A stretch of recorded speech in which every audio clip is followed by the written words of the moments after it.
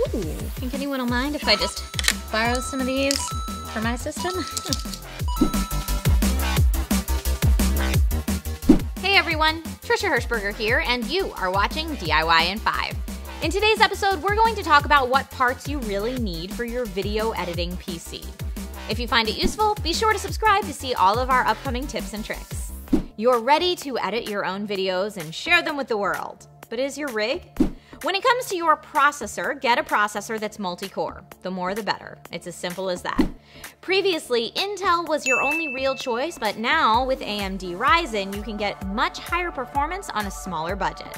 If you're looking at all the CPU options and you're trying to decide between one that overclocks and one that doesn't, just get the one that doesn't. There are some benefits to the extra power overclocking provides, but more often than not, you'll never use the actual benefits an unlocked CPU gives you.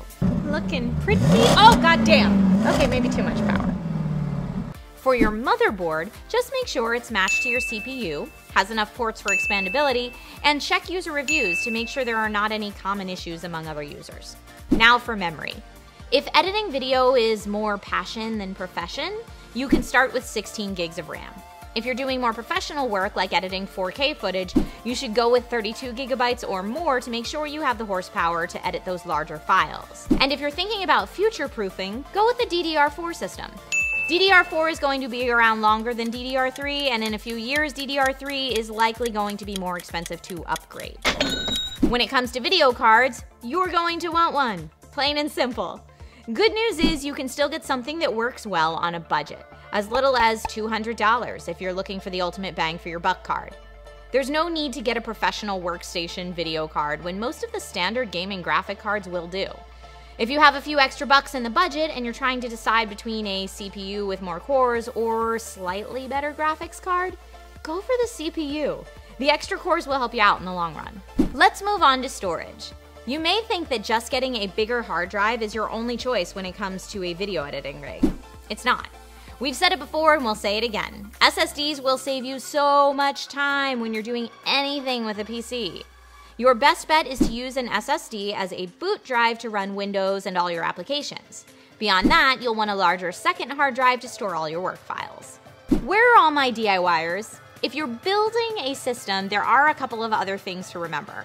First up is your power supply. Now that you're getting into editing video, you will use more power, plain and simple. For a basic editing PC, 450 watts is where you want to start. It's best to get a power supply that's at least gold rated to make sure you're not just wasting electricity.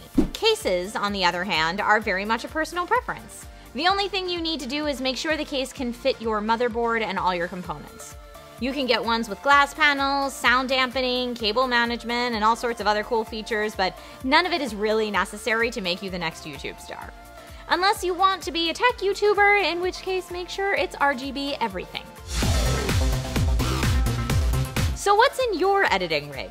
Any parts you're thinking about updating? Let us know in the comments. Or if you want to know how much RAM you need for your non-video editing rigs, check out this video here. Thanks so much for watching DIY in 5, and I'll see you next time.